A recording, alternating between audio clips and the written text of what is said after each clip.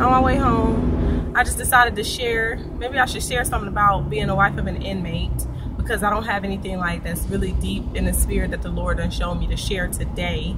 So I wanted to kind of touch on when I first found out my husband was going away.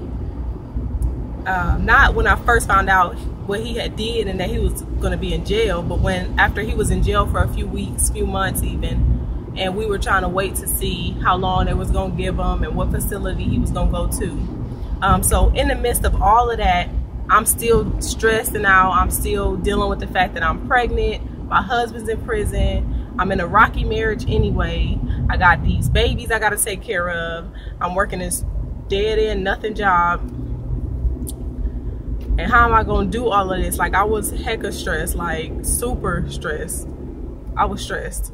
And then I'm pregnant, trying to worry about, okay, I'm stressing, but I need to stop stressing. Like, I was stressing about not stressing. Like, I really wanted to not stress, but I was always stressed. So I was stressing about not stressing. But anyway, the reason why I was stressing so much is because obvious reasons, financial reasons, emotional. I was in my emotions. I was pregnant. I was just done. Like, my emotions were fried and shot. My relationship with God was fried and shot. I was basically trying to hold on to the little bit I had left of a relationship with God. God is always loving me, but I wasn't focused on him. Like, I was focused on my situation big time. I was focused on the problem big time. So yeah, so I was definitely focused on that problem, on that situation in my life. This thing is messing up. Good thing it's a red light so I can fix it.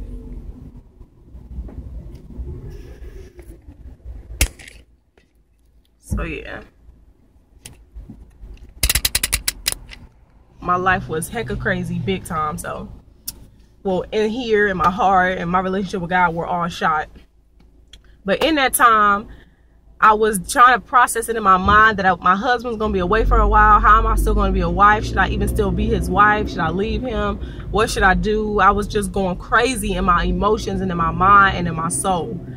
But still had to be a mommy and was snapping on the kids. And I was a mess. I was a mess. And then I felt ugly because I had just did the big chop and I was just a mess. Like a mess. Like a mess. I can't stress it. So anyway, during this time, everybody felt like they had something to say about it. Oh, you shouldn't stay because he about to get a long time. Oh, you should stay. Just work it out in faith in God. And oh, you a single mother now. What you gonna do? Oh, you better do this. You better put him on child support because he in prison. You can get that child support. You can get this for free and that for free. You better sign up for this single mother thing and that single mother thing. Like, oh my goodness, my husband just went to prison. Everybody, please shut up. That's how I felt. I wanted everybody to just shut up because it was none of your business. Yeah, you from the outside looking in. You don't know what I'm going through. Just shut up. So in that season, all I wanted was silence. Like, I didn't want to hear even from God, and that's very dangerous. I didn't want to hear nothing from God. I was battling. I was fighting. I was warring within myself, and it wasn't a spiritual war. It was a carnal war, a fleshly war. I was fighting with my own self. So anyway, through that season, I felt so much pressure, and then the job wasn't enough. So then my husband, the one who just went to prison, gonna tell me you moving with my mama. I said the devil is a lie. I was mad. I was angry at that because this man is in prison. He put me in this situation and he gonna tell me where I need to go. And I fought with that, I said, I'm not going to live with your mama. I'm not going to live with your mama. I'm not going to live with nobody. I'm about to do this on my own. And he like, but the Lord wants you to do this. This man had the audacity to tell me what the Lord wanted me to do after he just did wrong and went to prison and put me in this situation with my babies. But he said that. So he said that, whatever. But after thinking about it and tossing about it in my soul, even driving there, even driving to the house, so even driving away from where we were living to the next place that we were going to be living, another big move, I was still fighting with it. I didn't end up moving my mother-in-law, I ended up living with my brother and sister-in-law, but I was still mad that I had to uproot my children again because of this man. because of my husband. And for him to try and tell me that I'm about to move with his mama and his family, I was heated. I was on level 10, level 50.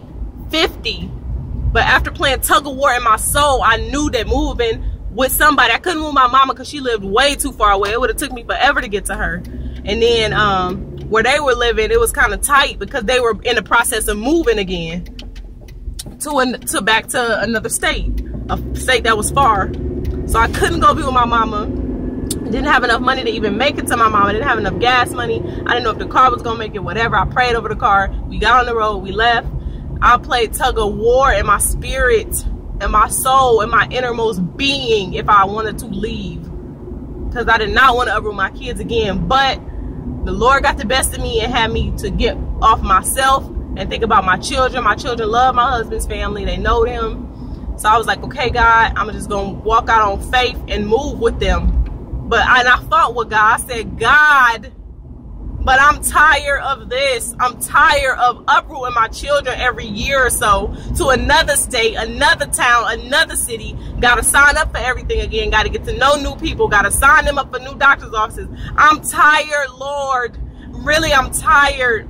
I had to just cry out to the Lord, let everything out. And then even when the Lord would speak to me, I was not trying to hear it because I was still mad.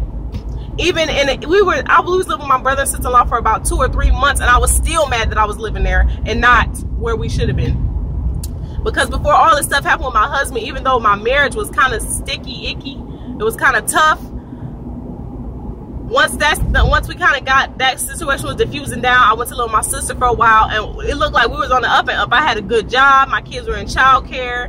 I was living with my sister. The bills were extra cheap because it was the both of us. We both had really good jobs. When my husband came to live, me and my husband decided to reconcile. We both was living with my sister, and that's when all hell broke loose. That's when he went to prison. Me and my sister lost our job. Me and my sister lost it. My sister was about to lose her apartment. We had to beg and plead for them to keep her apartment. Like, it was just shattered. Like, not only was my life affected, but I was affecting my sister's life, and that's what hurted the most. Like, my husband is affecting my sister's life.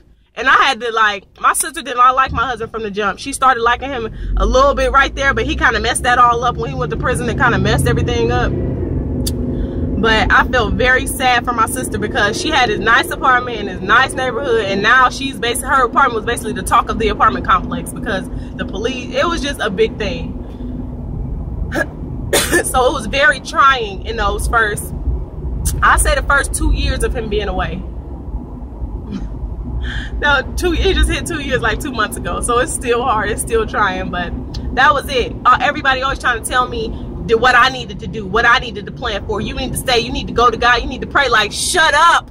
Instead of telling me to pray for me. Thank you. I'm overtaken by depression. I'm overtaken by oppression right now. I'm feeling the world on my shoulders, not the literal world, but not the people of the world. I'm feeling this pressure on my shoulders. I want to snap, but God is holding me back. So in that season, like when he first went, I really wanted silence. I didn't want to hear nobody's mouth. Everybody had something to say. Everybody and their mama had something to say. But nobody was dealing with it but me. Everybody had an opinion, something to say. Even the people in my life that love God had something to say. And I even wanted them to shut up. Like, I was so thick in a stressed, depressive mode. I didn't want to hear a word from nobody. I didn't want to hear no preaching, no ministering, no nothing. I wanted to sit there and cry. Like, instead of them telling me to pray, they should have been praying for me. And I'm not going to fault them. I just know that when somebody's going through, all I need to do is hug, comfort, support, help, pray for them, not tell them to pray. Yeah, I'll be like, you know what? Don't forget to pray. And then I'll go in my prayer closet for them. But yes, that was one of the hardest seasons of my life as a wife and a mother. It was very trying. I made a lot of mistakes. I did a lot of things wrong. And I just asked God to forgive me. But even in that, I know God understood what I was going through, that loneliness, that pain, that depression, that I even felt guilty for my kids. Like, I was looking at my kids like, y'all, I'm so sorry for taking y'all daddy back and reconciling, because y'all life would have been so much better without him. Like, it was a fight. And I eventually got to the place where, you know, God was able to minister to me and it softened my heart and stuff like that. So now and situations was moving, God was moving, and I actually know that because I was selfless and looked and considered my children before myself, and now we live with family, and it was a way better situation, way better situation for them even. So I wanted to share that because, yeah. Woo! I'll be back though. I'm about to finish this video. Okay, I'm back. I had to run to Dollar General real quick and get the kids something for dinner. Something quick because I got off work late. So in all of that mess, I struggled back and forth. And in all of that, I learned that I cannot put my trust in my husband, in myself, and no one but the Lord and the Lord alone. Because even in the midst of all of that, the Lord was still protecting me, still providing for me, still keeping a roof over my head, still allowing me to smile. There was times where I would smile even though I was depressed. Still caring for my children, still loving me, still watching over me, making a way out of no way. So the camera cut off, but in the midst of all of that, I learned that I can't trust nobody. I can't put my trust in nothing. Not a good job, not a husband, not a kids, not a roof, not a place, not a nothing. I can only put my trust in God, because in the midst of all of that, God still loved me, provided for me, gave to me, allowed me to smile. I still had an inward joy. My children had roofs over their head. They had the diapers they needed, the clothes they needed. They never wanted nothing. We still had food to eat and clothes to wear. It was never a struggle. Even when I did have my baby, I didn't have to worry about diapers and nothing like that, because I had a little bit of income then. I was watching my brother and sister-in-law kids. So it was a little bit of income, but through it all, God was with me. So in that season, I know it sounds horrible the way I was describing it, and it was. I was depressed. It was a thick depression around me. In the midst of all that, God showed me don't put my trust in nothing, because I used to kind of put my trust in my husband, put my trust in my own abilities, put my trust in the roof that was over my head. But God shattered. He showed, God didn't do it, but due to circumstances, through all them circumstances, God showed me how to truly to trust and depend on Him and Him alone. But that's what I learned through all of it. I'm going to keep sharing with y'all different stuff and different situations, how I felt. But at the end of the day, through all of that, and now I'm a stronger woman, and now I'm looking back like, wow, Lord, that was thick. It was thick what I was in, and I thank God for sticking with me and never leaving me in the midst of all that. Even when I felt like everybody else had left, my God was still there, supplying my needs, loving me, graciously providing for me, giving me a safe place to run to. Because prior to my husband going to prison, I was in another, part of depression with should we reconcile or not. It was like that fight, and the Lord was still consistently there for me, even through my mess ups and hiccups and my husband's mess ups and hiccups. Y'all, it was a journey, and it's still a journey, and I'm gonna share more. But through all of that, God showed me to only put my trust in Him. But I wanted to share that. Y'all will hear more later. I got to go. My babies is outside. Bye-bye.